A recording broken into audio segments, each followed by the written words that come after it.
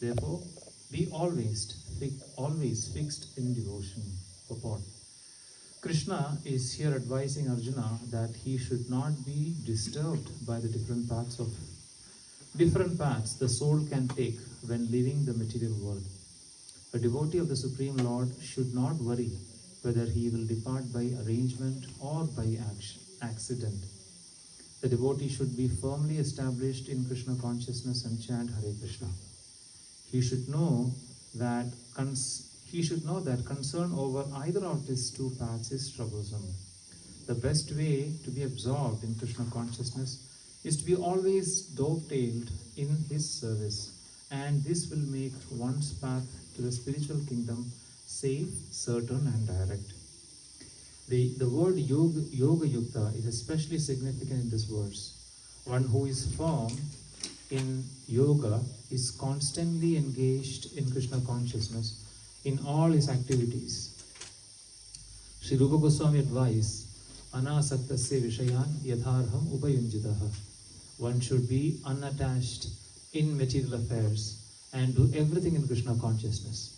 By this system, which is called Yukta Vairagya, one attains perfection. Therefore, the devotee is not disturbed by these descriptions because he knows that his passage to the Supreme Abode is guaranteed by devotional service. Om Tatsat. Om Ajnanatimrantasya Jnananjana Shalagaya Chakshurun Milidam Yena Tasmai Shri Gurave Namaha. Vancha Kalpadarubhyasya Kripasindubhya Vacha Patidanam Pavanebhyo Vaishnavebhyo Namo Namaha. Namo Om Vishnupadaya Krishna Presthaya Bhutale Shrimade Bhakti Vedanta Swamin Nidinamine. Namaste Saraswati Devi Gauravani Prajarine Nirvishesha Shunyavadi Paschati Deshadarine. Jai Shri Krishna Chaitanya Prabhu Nityananda Shri Advaita Gadadhara Srivasadi Gaura Bhakta Vrinda. Hare Krishna Krishna Krishna Hare Hare Hare Rama Rama Rama Hare Hare. Ekam karoti vachalam pangum langayadi girim Yat kripādamaham mande Shri Guru Dinatarinam Varamananda Madhavam Shri Chaitanya Ishwaram.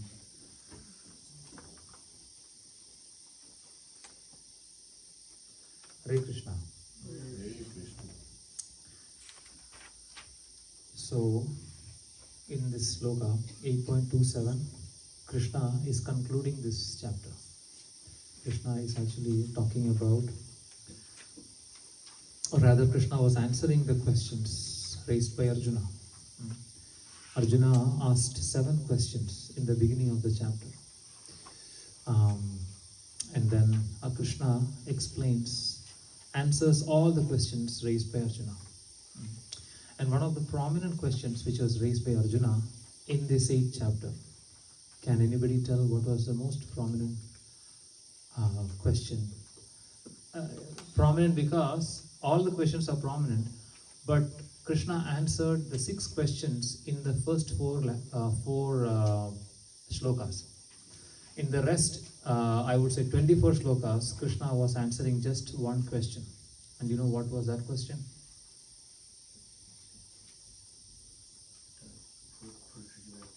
No.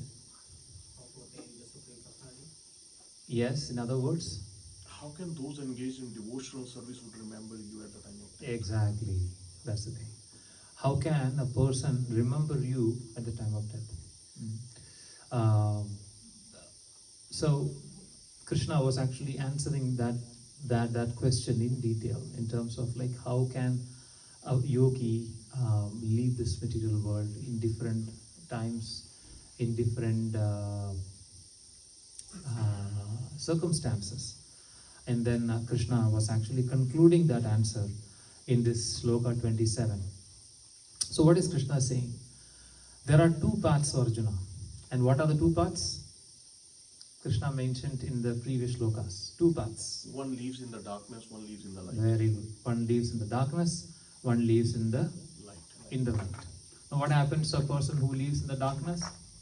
Would come back. Would come back. Come back where? Material World. What happens to the person who leaves at the sun in the light? It never returns. He never returns, right? So these are the two. Did everybody getting what we are discussing? Yes or no? Yes. So please raise your hand, or please tell me if you are not getting the points which you are trying to explain, because this is a little bit technical. So we need to understand it a little bit more, these aspects. Yes. Prabhuji, the dark and the light, are we talking about the daylight and the darkness, or is it the darkness could be the darkness of ignorance? No, No. it is the daylight. Daylight. Yes. So there are two marga Krishna is actually talking. Is Archidadi marga and Dhumadi marga. Archidadi marga means the daylight, when it is the daylight, proper daylight, and one is in the night. The second one is when sun is actually traveling on the northern side and the sun is traveling on the southern side. So it is clearly day and night. But this is only for the yogis, not for the Exactly, normal public. that's the point. So there are three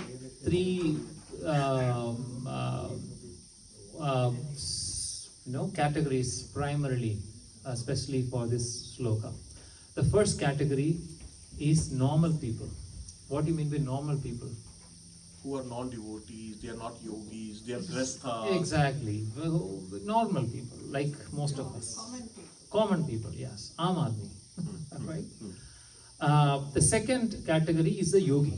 Now, who is a yogi? Who are very expert in yoga systems, different kind of yogas, Ashtanga yoga, Yes. meditation. Yes. Is there any yogi here sitting in this in the room? Please raise your hand if there is any yogi. Sunny Prabhu is kind of close. जो कोई नालिस वो seat मुझे दो. Yogis means they will be sitting down in a correct pose. Yeah, very good. So I don't see any yogi here. Yeah, see? All yogis are here. Bhogis. So there is a saying, Madhaji is saying, there is a saying. If a person is actually eating once, he is a yogi. If a person eating twice, he is a bhogi. Right? If a person eating thrice, he is a rogi. Oh.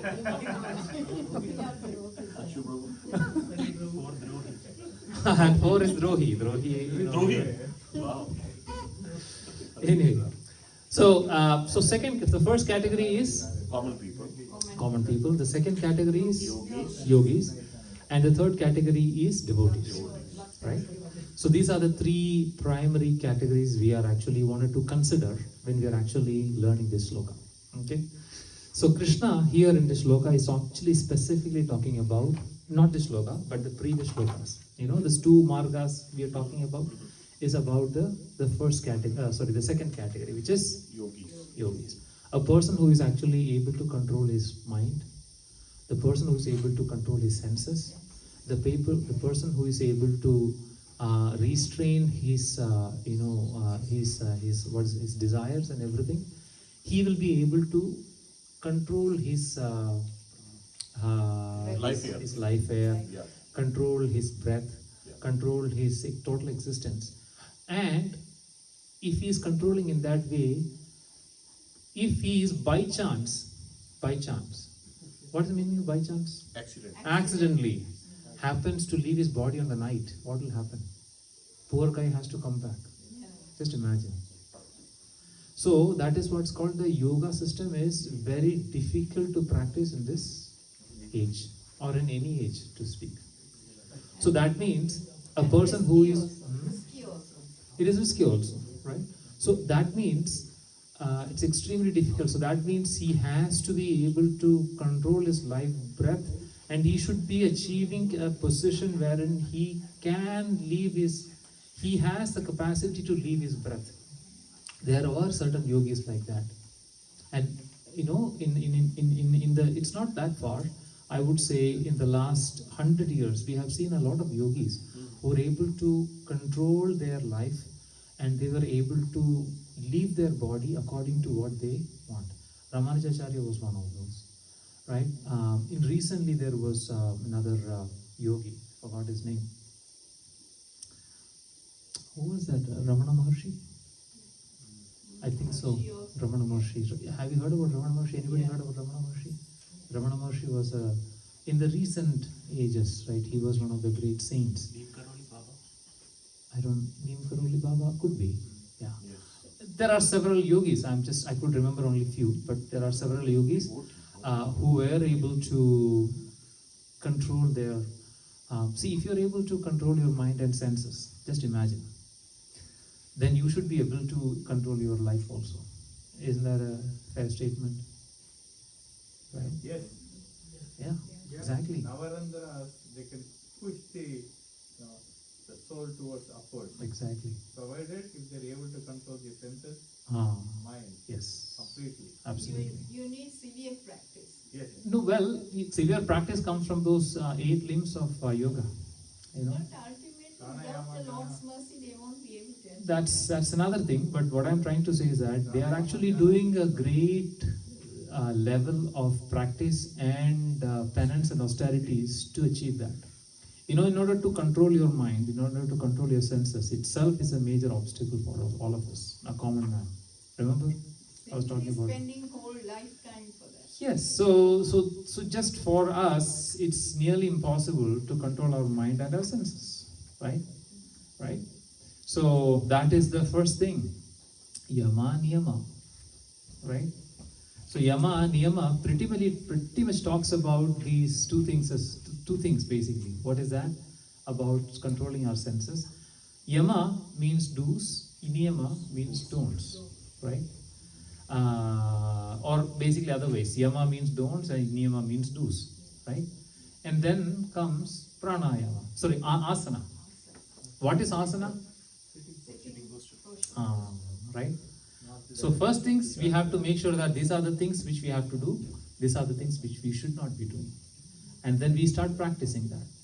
And then you sit on a place, on a very flat surface with your neck erect, and then you have to properly concentrate your thing, and then you just breathe. That is pranayama. What is the meaning of pranayama? Prana means?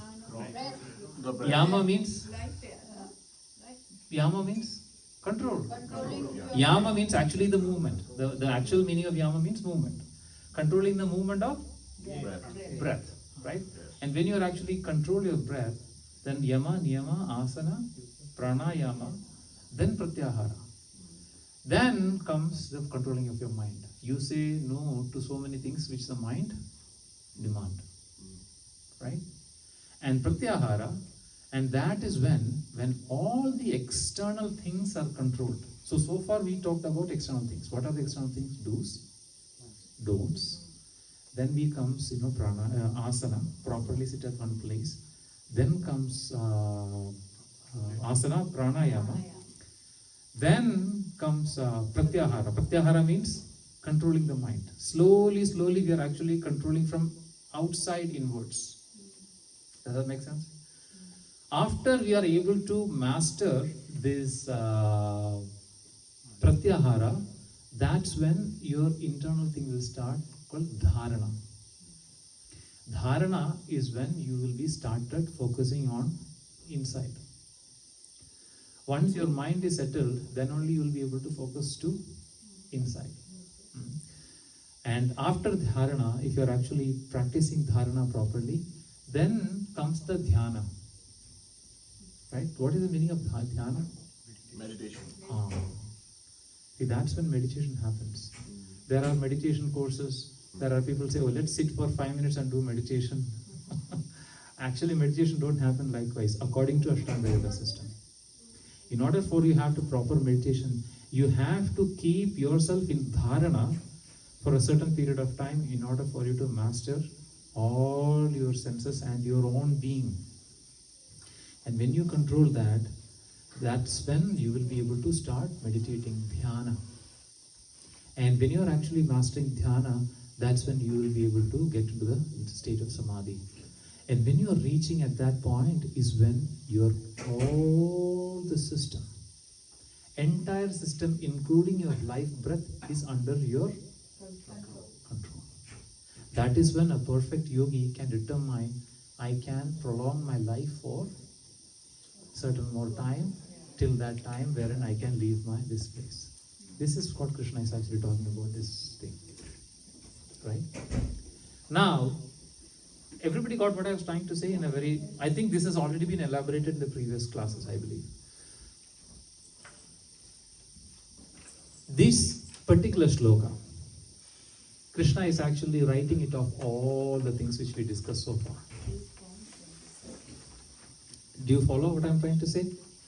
This particular shloka, Krishna is writing it off all the things Krishna is saying. What does that mean? Krishna is saying, forget about it, Arjuna. Forget about it. You just become a devotee. You don't have to do, because just imagine, if Ramesh Prabhu comes to me and asks like, Prabhu, I wanted to go back to Godhead. I wanted to remember Krishna at the last moment of my life. So if I start telling him like, Prabhu, for that, first of all, you have to give up so many things. You have to do these things. And then you have to start, sitting on a posture in a place where it is a flat surface. You have to put kusha grass. You have to make sure that, you focus on the tip of the nose, half eyes closed, and just take breath, focus on the breath. And then you actually, focus your mind and take out the mind from all the material things and completely focus on that one. When you're matured, then you'll become to the pratyahara, dharana, dhyana. Even before I complete this thing, he will leave. Why? Because he knows that it is highly impractical in this current age, right? That's what we are in this material world, unfortunately. The moment we say you have to give up something means we should do that. Yes, not only that. Okay, to some extent we can give up certain things. That's fine. We can give up certain things. Let's say we say that, give up meat eating. Yes, I can give up. Give up that thing, give up this thing. These are gross things. But what about giving up our mental, like our attachments, our mental afflictions, our mental desire, our mental longings? Extremely difficult. Even devotees, who are practicing bhakti yoga, right? We say that, okay, Prabhu, I don't eat meat, I'm for regulative principles, no coffee, tea, no onion, garlic, nothing. What about our mental longings, attachments? What about our mental afflictions? Right? So those things we are not able to give up. So that is where we are in. That's what, it's not we who are the only culprit for that. The level of conditioning which is happening in this current material world, it is so deep, it is so bad that we are actually getting carried away by so many things. We are, day by day, we are becoming incapable of doing things by ourselves. Do you understand what I am trying to say?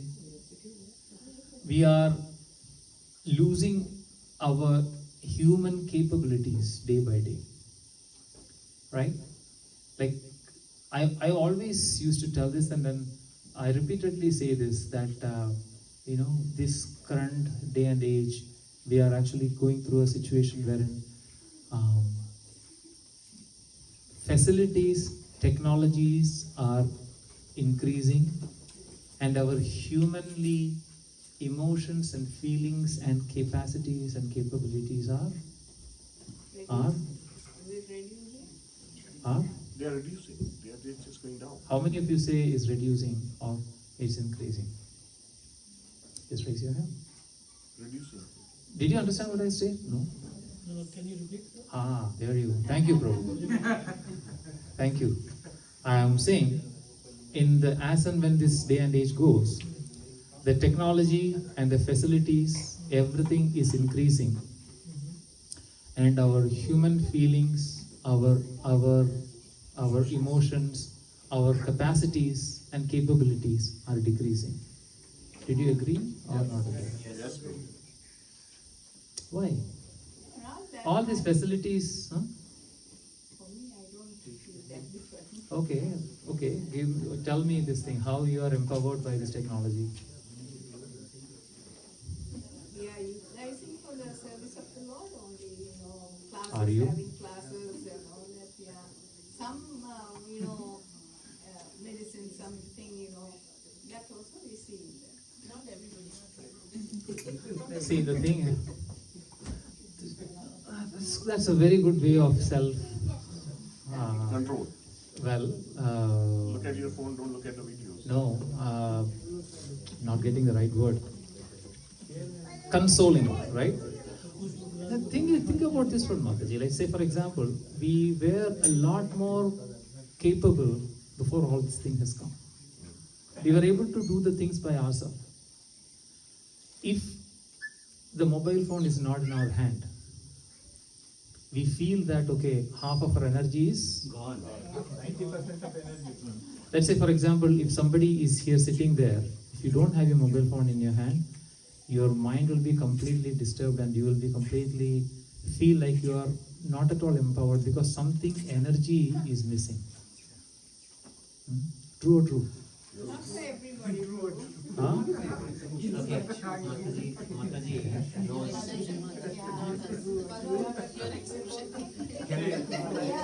Can I make an argument? Yes. Yeah. So I remember growing up, I would remember the phone number of my three of my best friends. There you go. Okay, now if you ask that question, Mataji itself, how many does she have? Remember the number? Yeah. Do you remember number? I don't even remember my number. No, it's not wasting. No, it's not about wasting time. It's about, that's what I'm saying. I myself, I was so lucky that I lived in an age wherein all this technology started coming. I was very lucky that I was lived in an age where there was no internet. I was so lucky that I was able to at least live in my first, childhood in an age wherein a little bit more peaceful and then a little bit more healthier relationships, I would say. People's mind are so much turbulent. Their level of tolerance is becoming lower and lower. 30% of Canadians are having mental issues. Can you imagine? This is Statistics Canada who's done it. 30%. That means 1 of 5 persons sitting here is having a mental issue. I am one of that. Right? And that's the problem. That is what we are going to, and we are the technology is rising, the medical science is rising. Do you think that people are less patient, people are getting less disease? Why? That's the problem. Anyway, I'm just not giving a very negative message here. I'm just trying to give an idea of where we're heading. The capacity, the human artificial intelligence. Wow. You heard about artificial intelligence? How is artificial intelligence, Mataji? Mataji is not from this world. Mataji is from Mataji, there is a shloka in Bhagavad Gita, Patna Patra Ivam Bhasa. What does that mean? Patna Patra means lotus leaf. She's like a drop in a lotus leaf. She's untouched by this material world. Anyway, where were we? Artificial intelligence. You know what is happening in artificial intelligence? It is the way it is actually coming up nowadays. It's unbelievable, right? Unbelievable. Everybody is actually competing with each other. You know what is the danger in this artificial intelligence? You can't even imagine.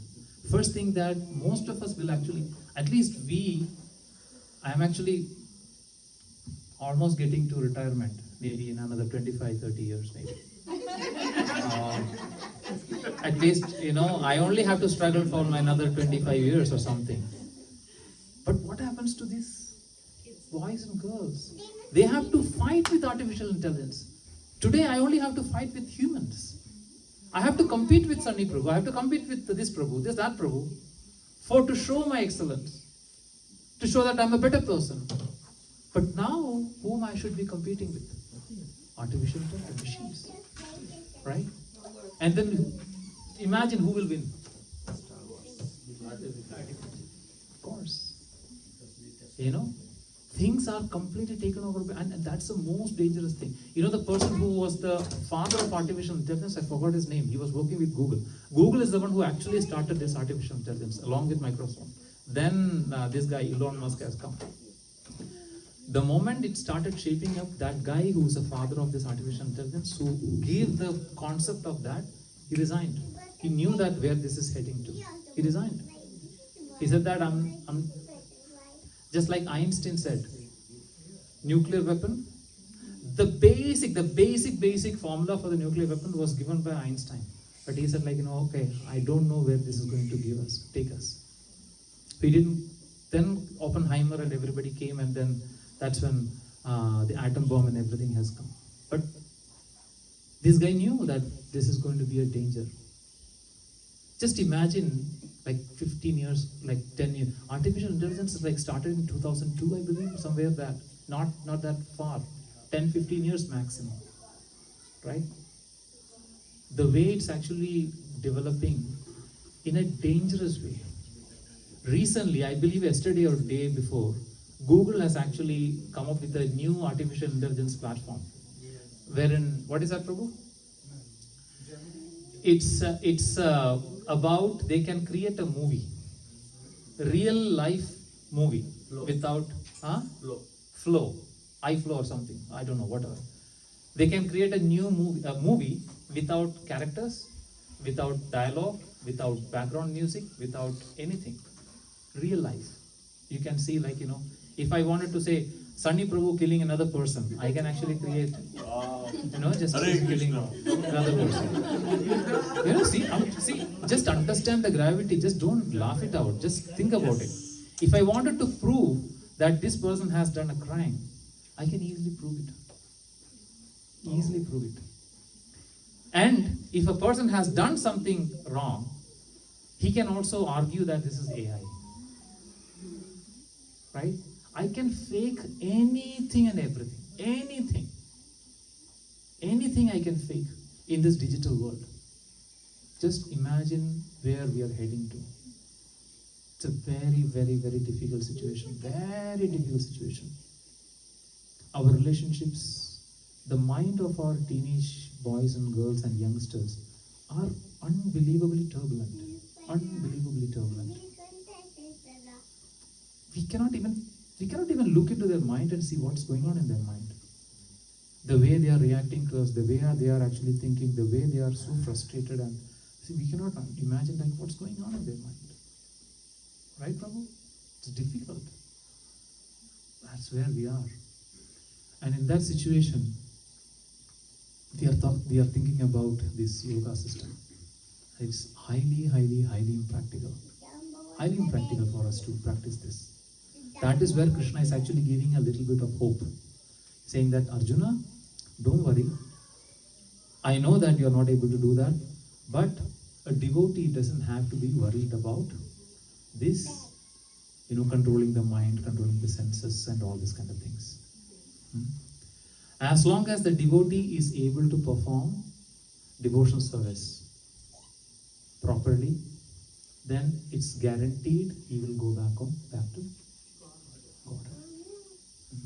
Prabhuji, with so much of influence of this Maya that we were just talking, do you think that Maya would allow one to become a devotee? No. That easily? No.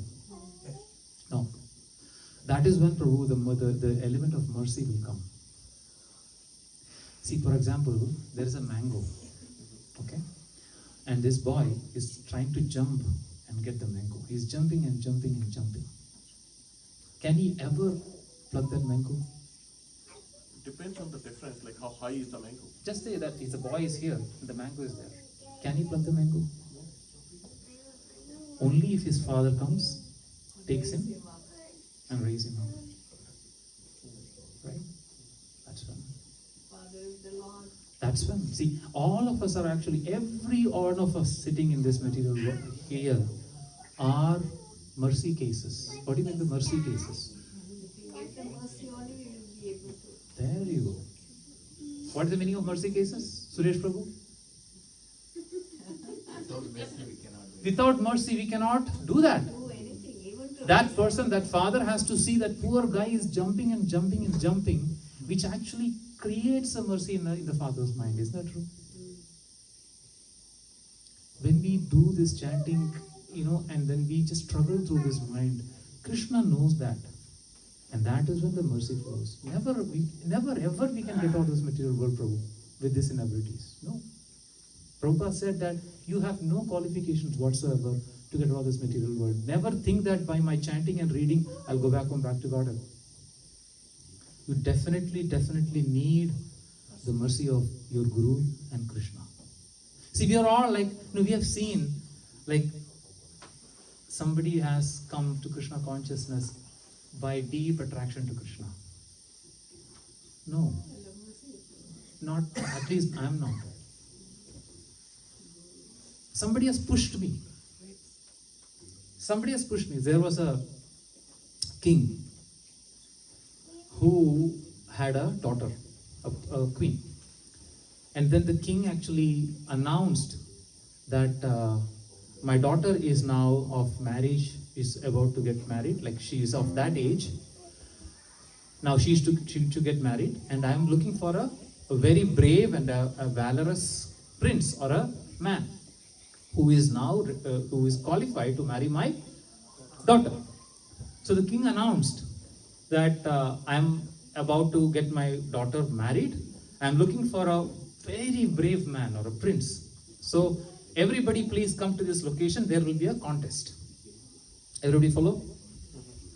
So all of the princes and all of the brave men, they all came to that location where king has asked. So king said and there was a river. There was a river. King said that anybody who is able to swim across this river will be able to marry my daughter. And everybody thought, is that simple? I can easily cross over the river. But then they noticed that the river was full of crocodiles. Was full of fearsome crocodiles. And then everybody was just looked at that. There is no way you can actually cross over that river. No way. Right? Everybody was just looking and then said okay, no, done. I cannot do that. But immediately one person actually jumped into the river. He crossed across the river and he came to the other side, and the king was like, wow. I was thinking nobody is there, but see, there is a young brave man who actually did that. And then the king came and embraced him and said such a brave person you are, right? And then this guy was actually gasping for air and looking afraid. And he looked back and said, by the way, who the hell pushed me to the river? Tell me. This poor guy was standing on the near and somebody pushed him. And he was just, swimming for his life. And somehow that's what he was just, swimming so fast, swimming for his life. He was not at all brave. No wife. 1 minute. 6 o'clock. Okay, I'm dropping. That's how we all came. Somebody pushed us. We don't want to come to this Krishna consciousness. Somebody pushed us. And now we are actually doing this thing. It's all mercy. And that's how this thing works, Prabhu. We think that, okay, yes, we have to do our best. We have to do the chanting in whatever way, as much as possible in our way. And according to ye yadhamam prapadyante tam tathaiva, to that extent, how much ever our intention, how much ever our feelings, how much ever our determination is, to that extent you will get the mercy. And that's when only you will be getting that a little bit of the extra upliftment. Otherwise it's not possible. So that is how Krishna is saying, Arjuna, if you are actually doing devotional service, then I will take you back home, back to God. We'll cover one more with 28. Krishna is saying, like, Vedeshu yajneshu tavassu chaiva daneshu yat punya phalam pradishtam atyedi tat sarvam idam viditva yogi param sthanam upaiti chadyam.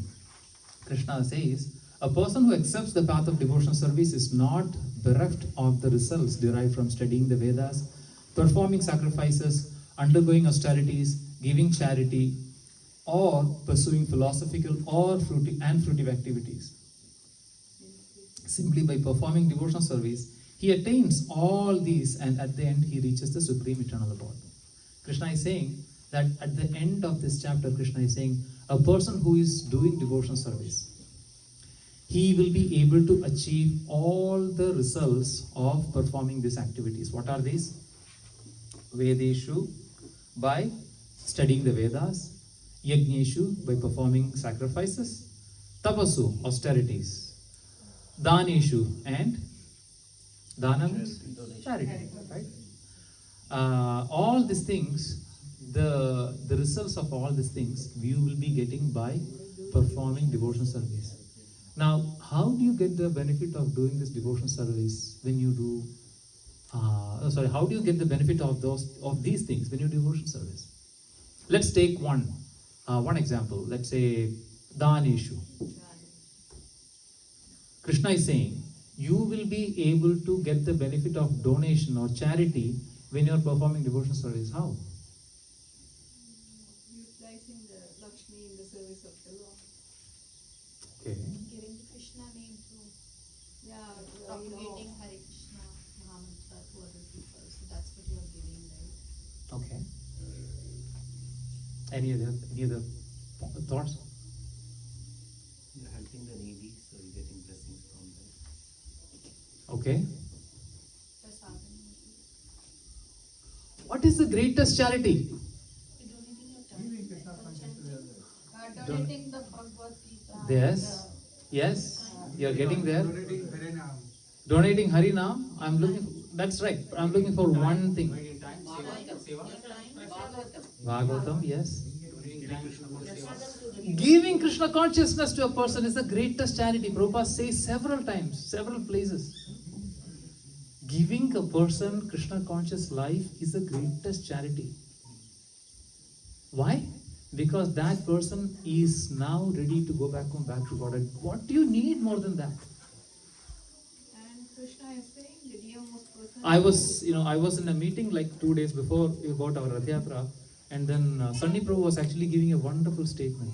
And he was telling that, Prabhu, we have to give this Krishna consciousness to the whole people, the entire people in the story. That is the whole purpose. That's a wonderful statement. I am so much impressed with that. It's a very nice Prabhu. I don't know how much he thought about that, but that is a very profound statement. The whole thing, the festivals, the prasadam, the Rath Yatras, the kirtans, everything, what is that we are doing? We are actually giving that to another soul.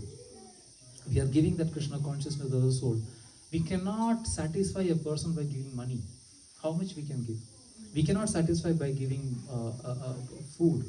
We cannot satisfy by giving shelter. We cannot satisfy by giving happiness. Can you give happiness to a person forever? No. But what you can give is giving the Krishna consciousness. When that person comes to the Krishna consciousness, he is on track. He is on the right track. And now he has got a way out of this material world. Because Prabhus and Matajis, we are all coming to, I think like most of us are like in our second half of our life, I would say, maybe 35, 40 maybe. We are actually getting the next phase of our life. We are very soon going to hit the reality, very soon. And the reality, unfortunately, is going to be a little bit more challenging. So far in our life, the first phase of our life, we were energetic, we were full of, thoughts, we were having so much of energy, we were having so much of support, we were having our family, we were having our parents, everybody. Now we are actually getting to the second phase, wherein all these things is actually deteriorating day by day by day. Energy is losing, our relationships are actually going away. People who are attached to us one by day, one by one, is actually going away from us. One point of time we will be alone. Alone. Even though around us there were 100 people or family members, but we will find that we are alone. We are going to go in a journey wherein we are alone. We will come to that realization. And when we are alone, we don't have any helping hand to catch on to. Then we will be in a very miserable situation. If you have hundreds and thousands of dollars in your bank account, that's not what you want. When you are in that situation, it's not about the money you want. It's not about the people they are just bodies. The people who are sitting around you is bodies. All you need a person to hold on your hand when you are starting a journey from this body to another body. And that person is called God, or we call him as Krishna. And this life is the preparation for that person, to achieve that person.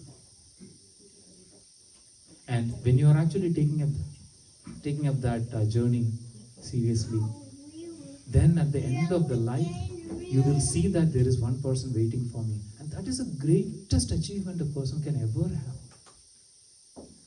Greatest, that is when a person is called successful. Krishna says in Bhagavad Gita, Yoga Karmasu Kaushalam. Krishna says, Arjuna, you become smart. You be smart. Smart about what? Smart about living in this material world, smart about leaving this material world. This is called art of living. Not living, art of living as well. But art of leaving. Art of leaving is a big thing. There's a big unknown in the spirit in after leaving this body. Big unknown.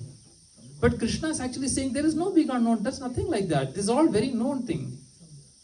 You're actually moving from one body to another, but what are you doing about it? To get, yes bro, I'm wrapping. What are you doing about it in getting to the next body, in getting to your future? Nanne munne bache tere? Mutti mein kya hai? Haan, and what is the bache saying? Mutti mein hai takdir hamara. What does that mean? What does it mean, Prabhu? It means that I'm the controller of my... The question is, what is the question? The little boy, what is in your hand? And the boy is replying? What does that mean? I have a destiny in my head. The destiny, the future is in my hand. All our futures is in my hand. We should never ever get bewildered thinking that where will I go after leaving this body? What will happen to me? Who is there for me? We have Krishna with us. That is the future. And we all have that future in our hands. If we strive for that, if we actually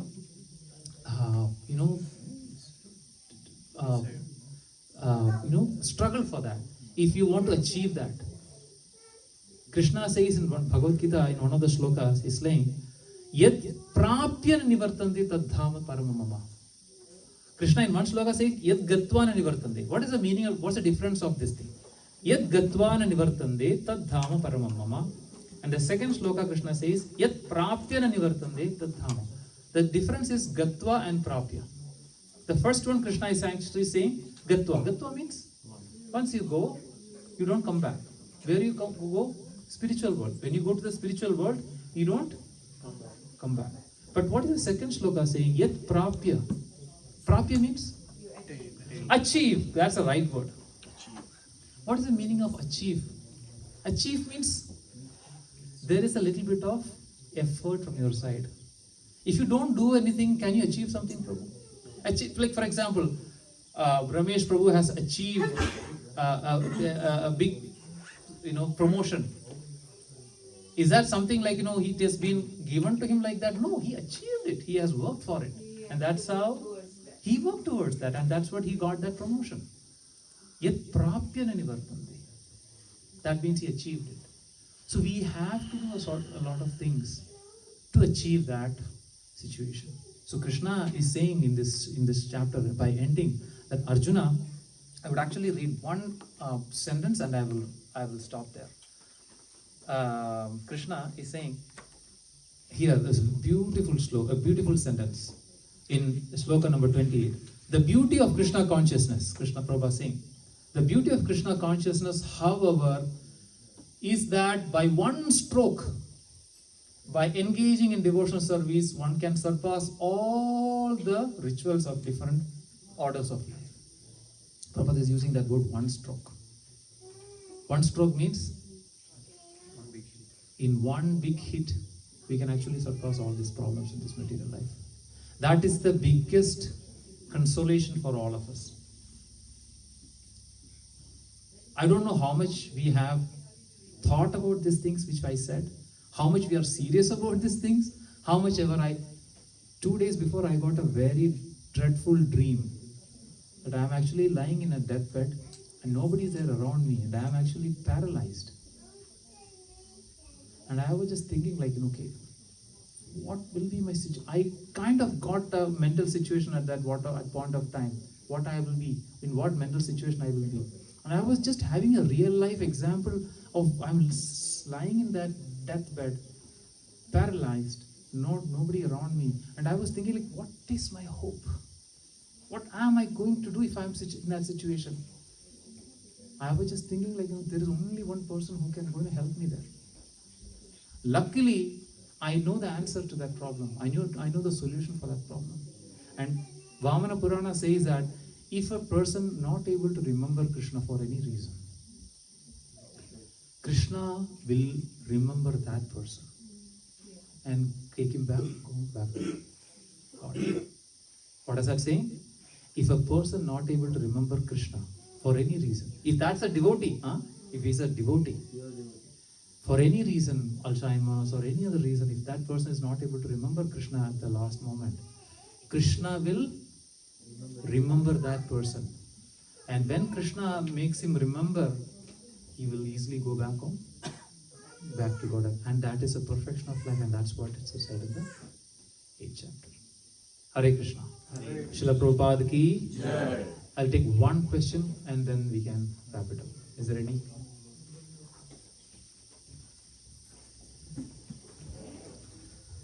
No questions? Good.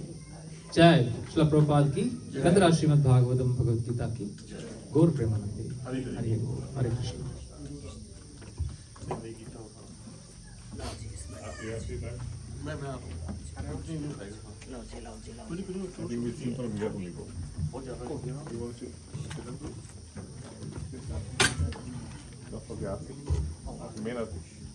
I think it's time here.